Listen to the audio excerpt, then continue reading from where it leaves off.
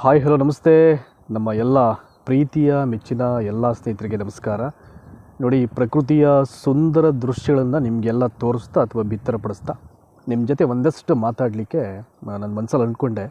ಅದಕ್ಕೆ ಸುಮ್ಮನೆ ಹೇಳೋದಕ್ಕಿಂತ ನೋಡಿ, ಈ ರೀತಿಯ ಬ್ಲಾಗ್ಸ್ ಎಲ್ಲ ಮಾಡಿಕೊಂಡು ನೇಚರ್ ಮಧ್ಯದಲ್ಲಿ ನಿಂತ್ಕೊಂಡು ಇವೆಲ್ಲ ಸೀನ್ಸನ್ನು ತೋರಿಸ್ತಾ ನಿಮಗೆ ಮಾತಾಡಿದ್ರೆ ನಮಗೂ ಒಂಥರ ಖುಷಿ. ಅದು ನಿಮಗೆ ನೋಡೋರ್ಗೂ ಒಂಥರ ಸ್ವಲ್ಪ ಅದು ಮನೋರಂಜನೆ ಆಗಿರುತ್ತೆ. ಅದು ನೋಡಿ, ಎಲ್ಲ ಐ ಥಿಂಕ್ ಇದೇನಪ್ಪ ಅಂದರೆ ಅನಾಥ ಸ್ಥಿತಿಯಲ್ಲಿರುವಂಥದ್ದು. ನೋಡಿ, ನೀರೆಲ್ಲ ಕಡಿಮೆ ಆಗ್ತಾಯಿದೆ.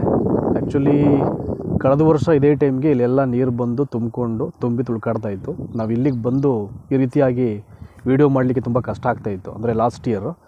ಬಟ್ ಇವಾಗ ನೋಡಿ ಕಥೆನ, ಈಗ ಇಲ್ಲಿ ಬಂದು ದಡದ ಪಕ್ಕದಲ್ಲೇ ನಿಂತ್ಕೊಂಡು ವೀಡಿಯೋ ಮಾಡ್ತಕ್ಕಂಥ ಸಿಚುವೇಶನ್ ಆಗ್ಬಿಟ್ಟಿದೆ. ನೋಡಿ, ಇಲ್ಲೆಲ್ಲ ಅಬ್ಸರ್ವ್ ಮಾಡ್ಬೋದು, ಇವೆಲ್ಲ ಗದ್ದೆಗಳು ಕಳೆದ ವರ್ಷ ಭಾಳ ತುಂಬ ಚೆನ್ನಾಗಿ ಮಳೆಯೆಲ್ಲ ಬಂದು ಹಚ್ಚ ಹಸಿರಾಗಿ ಕಂಗೊಳಿಸ್ತಾ ಇತ್ತು. ದುರಂತ ಏನು, ಈ ಸಲ ನೋಡಿ ಇವೆಲ್ಲವೂ ಕೂಡ ಒಣಗಿದ್ದಂಥ ಒಂದು ಸ್ಥಿತಿ. ಇವೆಲ್ಲವೂ ಕೂಡ ಸ್ವಲ್ಪ ರೈಟ್ ಸೈಡ್ಗೆ ಹಿಂಗೆ ಟರ್ನ್ ಅಪ್ ಮಾಡ್ತು ಅಂದರೆ ಅಲ್ಲಿ ಕಪಿಲಾ ನದಿ ಹರಿದೋಗ್ತಾ ಇರ್ತಕ್ಕಂಥ ಒಂದು ಚಿತ್ರಣ ನಮಗೆ ಗೋಚರ ಆಗುತ್ತೆ.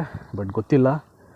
ಈ ವರ್ಷ ತುಂಬ ಕಷ್ಟ, ಯಾಕೆಂದರೆ 5 ಗಂಟೆ ತನಕನೂ ಬಿಸಿಲಿನ ತೀವ್ರತೆ ಅಂತಕ್ಕಂಥದ್ದು ಸಾಕಷ್ಟು ಇರುತ್ತೆ ಇಲ್ಲಿ. ಯಾಕೆಂದರೆ ಮಳೆ ಬರ್ದಿರ್ತಕ್ಕಂಥ ಹಿನ್ನೆಲೆಯಲ್ಲಿ ಇವತ್ತು ನಮ್ಮ ಹಳ್ಳಿಗಳ ಕಡೆಯೇ ಏನಾಗ್ಬಿಟ್ಟಿದೆ, ಈಗ ಸುಮಾರು 40ರಿಂದ 42 ಡಿಗ್ರಿ ತನಕನೂ ಟೆಂಪ್ರೇಚರ್ ಇದೆ. ಈಗ ಅಷ್ಟು ಬಿಸಿಯಾದಂಥ ಹವೆಯ ವಾತಾವರಣ. ಈಗ ಹೊರಗಡೆ ಅಂತೂ ಬರಲಿಕ್ಕೆ ಆಗಲ್ಲ. It is too difficult. ನೋಡಿ, ಅಲ್ಲಿ ಕಾಣ್ತಾ ಇದೆಯಾ ನಿಮಗೆ, ಸನ್ಸೆಟ್ ಆಗ್ತಾ ಇರುವಂಥದ್ದು. ಹಂಗೆ ಮೇಲಿಗೆ ಸ್ವಲ್ಪ ಅಪ್ ಮಾಡ್ತೀನಿ ಕ್ಯಾಮ್ರಾನ. ಅಲ್ಲಿ ಒಳಗಡೆ ಒಂಥರ ರೆಡ್ಡಲ್ಲಿ ಕಾಣ್ತಿದೆ ನೋಡಿ, ಅಲ್ಲಿ ಅದು ಸನ್ಸೆಟ್ ಆಗ್ತಾ ಇರುವಂಥದ್ದು. ಜಸ್ಟ್ ಸ್ವಲ್ಪ ಮೇಲಿತ್ತು, ನಾನು ಅವಾಗಲೇ ವೀಡಿಯೋ ಮಾಡಿದರೆ ನಿಮ್ಗೆ ಕಾಣ್ತಾ ಇತ್ತೇನೆ. ಹೌದು, ಸ್ವಲ್ಪ ರೆಡ್ಡಿಸಲ್ಲಿ ಕಾಣುತ್ತೆ ಅದು. ನೋಡಿ, ಇದಂತೂ ಭಾಳ ಬ್ಯೂಟಿಫುಲ್ ಆದ ಒಂದು ಮರ. ಇದು ಮೊದಲಿಂದ ಇದೆ.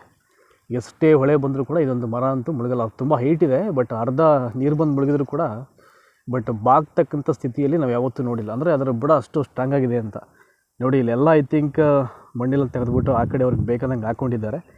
ಆದರೂ ಅದ್ರ ಬುಡ ಅಷ್ಟು ಗಟ್ಟಿಯಾಗಿ ಇನ್ನೂ ನಿಂತ್ಕೊಂಡಿದೆ. ಅದನ್ನು ನೋಡಲಿಕ್ಕೆ ಒಂದು ಖುಷಿ ನಮಗೆ. ಏನು ಕಳೆದಿಯೋ ಗೊತ್ತಿಲ್ಲ, ಬಟ್ ಏನಕ್ಕೆ ಈ ವರ್ಷ ಇನ್ನೂ ಕೂಡ ಮಳೆ ಆಗಿದೆ, ಇಂಥ ಒಂದು ಸಿಚುವೇಶನ್ ಕ್ರಿಯೇಟ್ ಆಗಿದೆ ಅಂದರೆ ಖಂಡಿತವಾಗ್ಲೂ ಅದು ಊಹೆ ಮಾಡ್ಕೊಳ್ಳೋಕ್ಕೂ ಒಂದು ಅಸಾಧ್ಯವಾದಂಥ ವಾತಾವರಣ ಈ ವರ್ಷ ಬಟ್ ಯಾರು ಕೂಡ ನಿರೀಕ್ಷೆ ಮಾಡಿರಲಿಲ್ಲ ಪಾಪ. ತುಂಬ ಜನ ಐ ಥಿಂಕ್ ಕಾಲುವೆಯಲ್ಲಿ ನೀರು ಬಿಟ್ಟರು ಕೂಡ ಐ ಥಿಂಕ್ ಬಟ್ಟೆಯನ್ನು ಒಗಿಲಿಕ್ಕೆ ಮಾತ್ರ ಅವಕಾಶ ಆಗಬೇಕು, ಅಷ್ಟು ಮಾತ್ರ ಬಿಡ್ತಾರೆ. ಆದರೆ ನೀರು ನಂಬಿಕೊಂಡು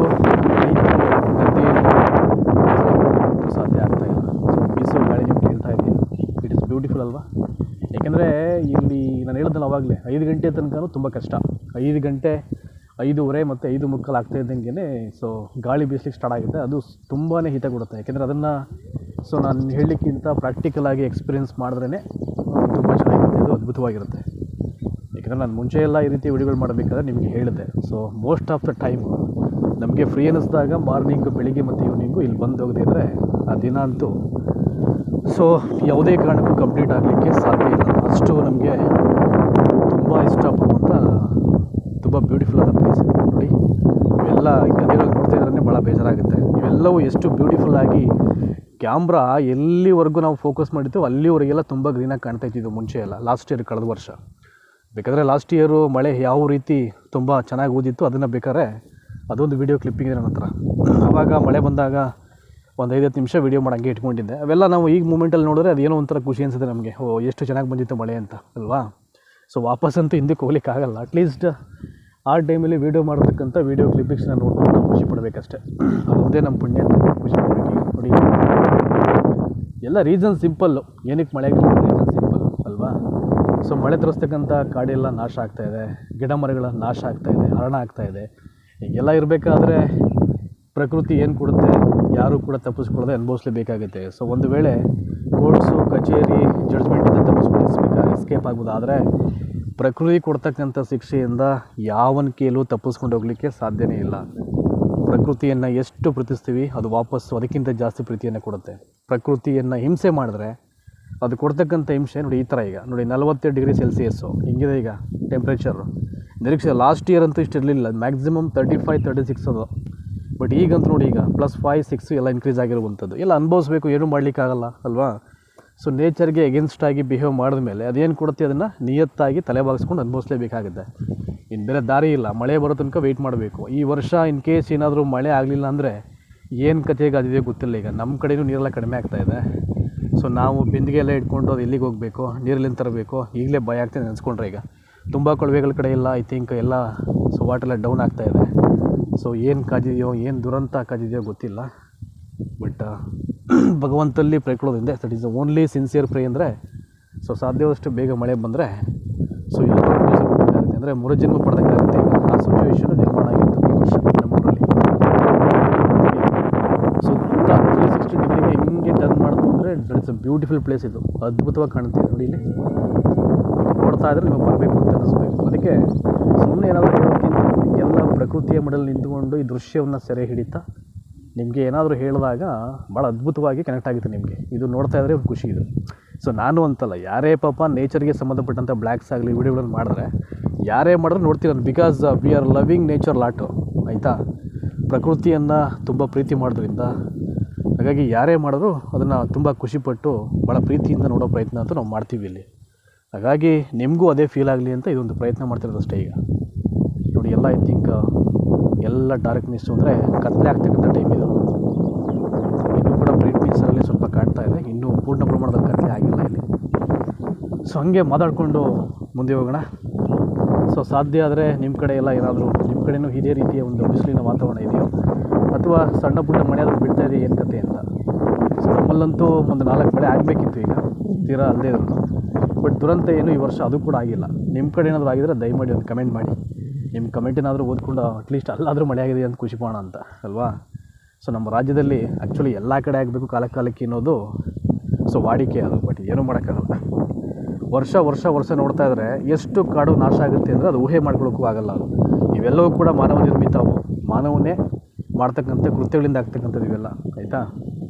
ಸೊ ಪ್ರಕೃತಿಯಿಂದ ಎಲ್ಲೋ 1% 2% ಕಾಡ್ಗಿಚ್ಚು ಅದು ಇದು ಈ ರೀತಿಯ ಕೆಲವೊಂದು ಇನ್ಸಿಡೆಂಟಿಂದ ಆದರೆ ಸುಮಾರು 90 ಭಾಗ ಮಾನವನಿಂದನೇ ಇಡೀ ನೇಚರ್ ಆಗ್ತಾ ಇರುತ್ತೆ. ಸೊ ಅದರ ಒಂದು ಫಲವೇ ನೋಡಿ ಕಾಲಕ್ಕೆ ಮಳೆ ಆಗದೇ ಇರತಕ್ಕಂಥ ಒಂದು ವಾತಾವರಣ ನಿರ್ಮಾಣ ಆಗುವಂಥದ್ದು. ನೋಡಿ ಭಾಳ ಬ್ಯೂಟಿಫುಲ್ಲಾಗಿ ಕಾಣುತ್ತೆ ನೋಡಿ. ಇಲ್ಲೆಲ್ಲ ಹೋಗ್ಬಿಟ್ಟು ನಾವು ಸ್ವಿಮ್ಮಿಂಗ್ ಮಾಡೋದು, ಮತ್ತು ಅಲ್ಲಿ ಒಳಗಡೆ ಸ್ವಲ್ಪ ಹೋದರೆ ಬಂಡೆಗಳ ಮೇಲೆ ಕೂತ್ಕೊಂಡು ಊಟ ಮಾಡೋದು. It's beautiful. ನಿಮಗೆ ಯಾವ ಆಹಾರ ತಿನ್ನಲಿಕ್ಕೆ ಕಷ್ಟ ಆಗುತ್ತೆ, ಯಾವುದು ಇಷ್ಟ ಇಲ್ಲ ಅಂತ ಅನ್ಕೋತೀರೋ, ನೀವು ಹೊಳೆ ಮಧ್ಯದಲ್ಲಿ ಅಥವಾ ರಿವರ್ ಮಧ್ಯದಲ್ಲಿ ಬಂಡೆ ಮೇಲೆ ಕೂತ್ಕೊಂಡು ತಿಂದರೆ ನಿಮ್ಗೆ ಯಾವುದು ಇಷ್ಟ ಇಲ್ಲ ಅದು ಇಷ್ಟ ಆಗುತ್ತೆ. ಏಕೆಂದರೆ ಈ ಸುತ್ತಮುತ್ತ ಇರೋ ಪರಿಸರ ನಿಮ್ಗೆ ಅಷ್ಟು ಐ ಥಿಂಕ್ ಒಂಥರ ಸೇವಿಸಬೇಕು ಅಂತಕ್ಕಂಥ ಸಿಚುವೇಶನ್ ಕ್ರಿಯೇಟ್ ಮಾಡ್ಬಿಡ್ತದೆ. ಅದನ್ನು ನೋಡ್ತಾ ಇಷ್ಟ ಇಲ್ಲದೆ ಇರತಕ್ಕಂಥ ಇಷ್ಟ ಮಾಡ್ತಕ್ಕಂಥ ಒಂದು ಶಕ್ತಿ ಇರೋದು ಈ ಪ್ರಕೃತಿ ಮಾತೆಗೆ ಇದು. ಹಾಗಾಗಿ ಸೊ ತುಂಬ ಪ್ರೀತಿ ನಮಗೆ ನೇಚರ್ ಅಂದರೆ, ಭಾಳ ಗೌರವ ಕೂಡ. ಹಾಗಾಗಿ we should feel the nature always.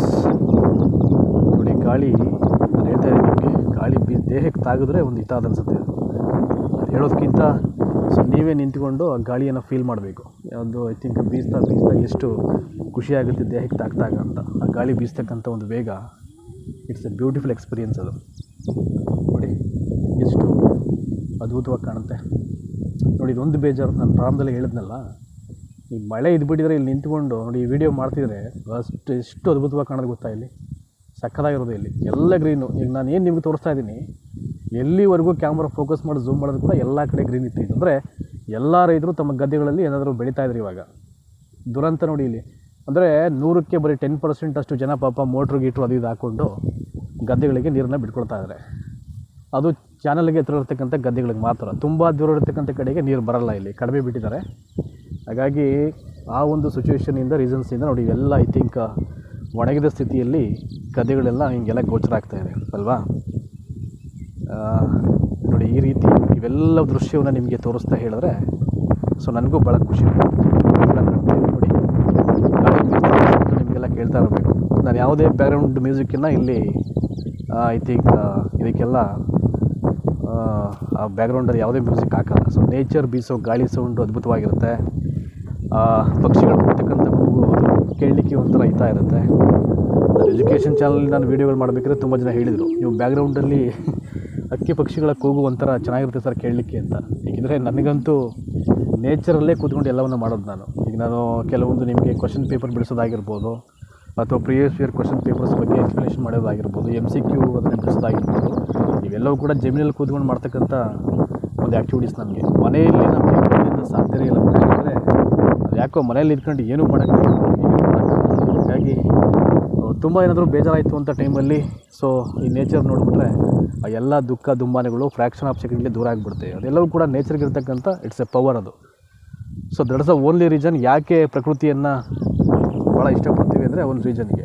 So ನಿಮಗೆ ಸೌಂಡ್ ಆಗ್ತಿರಬೇಕು ಆ ಗುಬ್ಬಚ್ಚಿಗಳದು ನೋಡಿ ಎಷ್ಟು ಅದರ ಸೌಂಡ್ ಕೇಳ್ತಾ ಇದೆ ಅಂತ. ನೋಡಿ ಆ ಹೊಳೆ ಮಧ್ಯದಲ್ಲಿ ಆ ಕಡೆ ಈ ಕಡೆ ಗಿಡಗಂಟೆಗೆ ಮಧ್ಯದಲ್ಲಿ ಆ ನೀರು ನಾಯಿಗಳು ಅಂತ ಅವು ವಾಸವಾಗಿರ್ತವೆ. ಇನ್ನು ಅರ್ಧ ಗಂಟೆ ಆದರೆ ಅವು ಬರ್ತವೆ ಈಗ ಇಲ್ಲಿಗೆ. ಅಲ್ಲಂತೂ ಗಿಡ ಪಕ್ಷಿಗಳು ಆ ಬಾತುಕೋಳಿಗಳು ಎಲ್ಲವೂ ಅಲ್ಲೇ ವಾಸವಾಗಿರ್ತವೆ. ನದಿ ಅಂದರೆ ಸಂಕುಲಕ್ಕೆ ತುಂಬ ಹೆಲ್ಪ್ ಮಾಡ್ತಕ್ಕಂಥ ಒಂದು ವಿಚಾರ. ಹಾಗಾಗಿ ತುಂಬ ಹೇಳ್ತೀನಿ ನಾನು.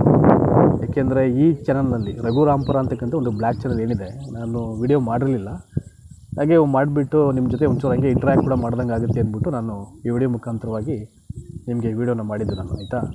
ಸೊ ನೋಡೋಣ, ಹೇಳ್ತೀನಿ ನಾನು ತುಂಬ ಮತ್ತೊಂದು ಮುಂದಿನ ಸೆಷನ್ನಲ್ಲಿ ಕೆಲವೊಂದು ಸ್ವಾರಸ್ಯಕರವಾದಂಥ ದೃಶ್ಯಗಳನ್ನು ಸೆರೆ ಹಿಡಿಬೇಕು, ಇಂಟ್ರೆಸ್ಟಿಂಗ್ ಆದಂಥ ಕೆಲವೊಂದು ದೃಶ್ಯಗಳನ್ನು ಚಿತ್ರೀಕರಣ ಮಾಡಬೇಕು ಅಂತಕ್ಕಂಥದ್ದು ಮನಸ್ಸಲ್ಲಿದೆ. ಅದನ್ನೆಲ್ಲವನ್ನು ಆಚರಣೆ ಮಾಡಲಿಕ್ಕೆ ಏನು ಪ್ರಯತ್ನ ಮಾಡಬೇಕು ಆ ಪ್ರಯತ್ನ ಖಂಡಿತವಾಗ್ಲೂ ಮಾಡ್ತೀನಿ. ಸದ್ಯಕ್ಕೆ ಈ ವಿಡಿಯೋ ಈ ತುಣುಕನ್ನು ನಿಮಗೆ ತೋರಿಸ್ತಾ ಇದ್ದೀನಿ, ಈ ಒಂದು ದೃಶ್ಯವನ್ನು. ಸೊ ಮತ್ತೊಂದು ವಿಡಿಯೋದಲ್ಲಿ ಸಿಗೋ ತನಕ ನಿಮಗೆಲ್ಲ